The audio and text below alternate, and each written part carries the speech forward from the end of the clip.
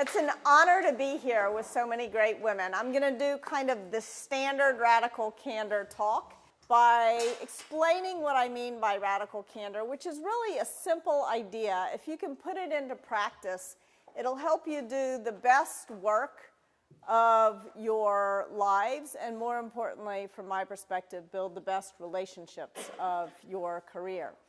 But I want to start by just explaining what I mean by telling you a simple story about a time when my boss criticized me. I had just started working at Google, and I had to give a presentation to the CEO and the two co-founders about how the AdSense business was doing. And I walked into the room, and there's Sergey Brin in toe shoes on an elliptical trainer in one corner of the room. And there's Eric Schmidt in the other corner of the room doing his email with his head so deep in the machine, it's like his brain has been plugged into his computer. And so I wondered, how in the world am I supposed to get these people's attention? It's a bizarre scene. And like any normal person, I felt a little bit nervous. And I was very fortunate, though, because the business that I was leading, the AdSense business, was on fire. And when I explained how many new customers we had added over the last couple of months, Eric Schmidt, who's the CEO, almost fell out of his chair. And he said, "What do you need? Do you need more advertising dollars? Do you need more marketing? Do you need more engineers?" So I'm thinking the meeting went okay. In fact, I'm feeling like a genius. And as I walked out of the room, I passed by Sheryl Sandberg, who was my boss at the time, and I'm expecting a high five, a pat on the back. And instead, Sheryl said to me, "Why don't you walk back to my office with me?" And I thought, oh boy, I've screwed something up, and I'm sure I'm about to hear about what it is. And Sheryl started the conversation by telling me about the things that had gone well in the meeting, not in the sort of shit sandwich sort of sense of the word, but really telling me some stuff I didn't know, giving me actual information. But of course, all I wanted to hear about was what I had done to screw up. And eventually, Sheryl said to me, "You said a lot in there. Were you aware of it?" And I kind of made this brush-off gesture with my hand. And I said, "Yeah, no, it's a verbal tic. It's no big deal, really." And she said, "I know a really good speech coach, and I bet Google would pay for it. Would you like an introduction?" And I sort of made another brush-off gesture with my hand. And I said, "No, I'm busy. Didn't you hear about all these new customers?" I'm kind of thinking to myself, if that's all I did wrong, I've got a tiger by the tail. Who cares? And then Sheryl stops. She looks right at me, and she says, "When you do this thing with your hand, Kim, I can see I'm going to have to be a lot more direct with you. When you say every third word, it makes you sound stupid." Now, she's got my full attention.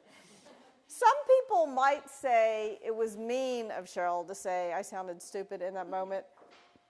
But in fact, it was the kindest thing she could possibly have done for me at that time in my career, because if she hadn't used just those words, and by the way, she wouldn't have used just those words with other people on her team who were maybe a little less stubborn than I was.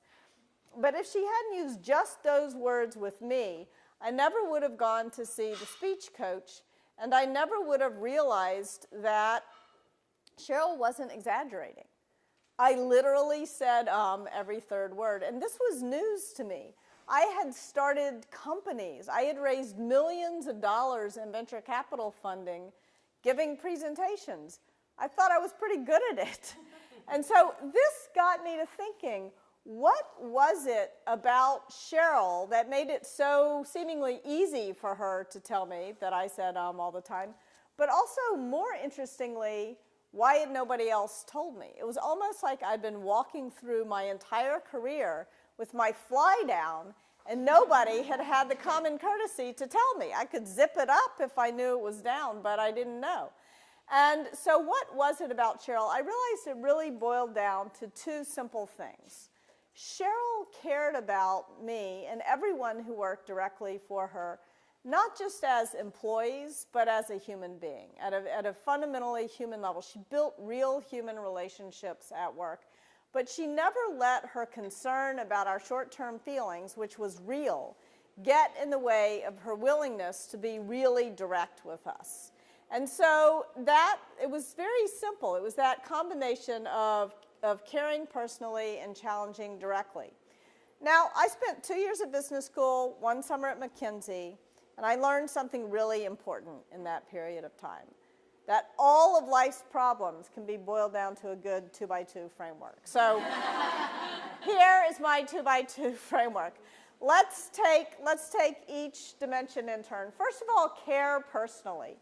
This is what I think of as the give a damn dimension of radical candor. Now, I've never met anyone who starts their career out thinking, I don't give a crap about other people, so I'm going to be a great boss, a great leader, a great colleague, whatever, a great employee. That's not how it works. So what is it that moves us down on the give a damn dimension of radical candor? Sometimes, of course, it's that we're stressed, we're busy, but I think there's actually a much more fundamental problem that begins around the time we're 18, 19, 20 years old. Egos are very fragile, but our personas are beginning to solidify.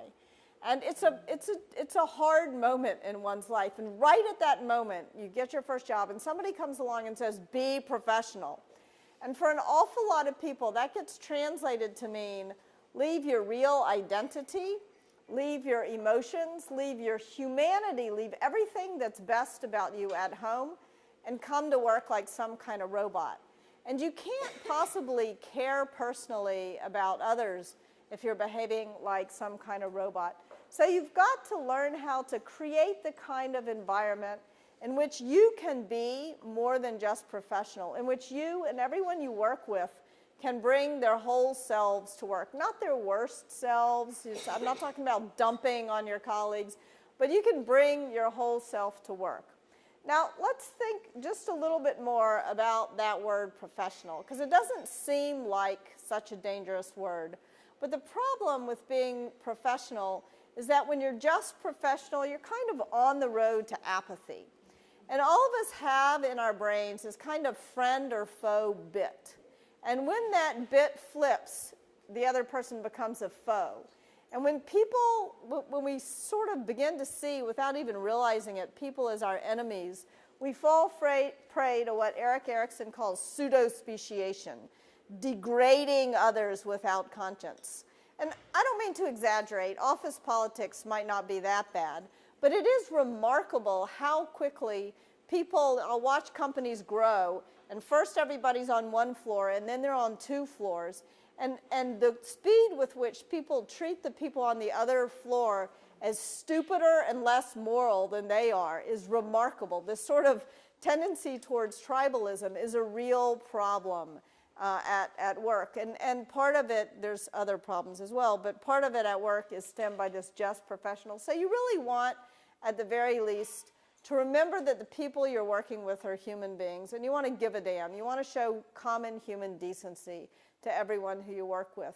And when you're really lucky, you actually love the people who you work with, not in the HR disaster, marriage-destroying sense of the word, but in a real collegial sense. We may as well have real human relationships at work because we spend more time at work than we do in any other part of our life, no matter how hard we work on work-life balance. And so it may as well be a real part of our lives. However, unfortunately, the Beatles got it wrong. Love is not all you need. There's also this other dimension of radical candor, the challenge directly dimension. And this is what I think of as the willingness to piss people off dimension of radical candor. Colin Powell said that leadership is often about being willing to piss people off. And this can be harder for women than it is for men, so we'll talk more about that later. But what is it for all of us, men and women alike, that trips us up on this dimension? How many of you had a parent who said to you some version of, if you don't have anything nice to say, don't say anything at all, right? And now, all of a sudden, congratulations, it's your job to say it. And I would argue, if you really care about your colleagues, it's not just your job, it's actually your moral obligation to them. You really owe it to people to tell them when you see them making mistakes. Otherwise, they can't fix them.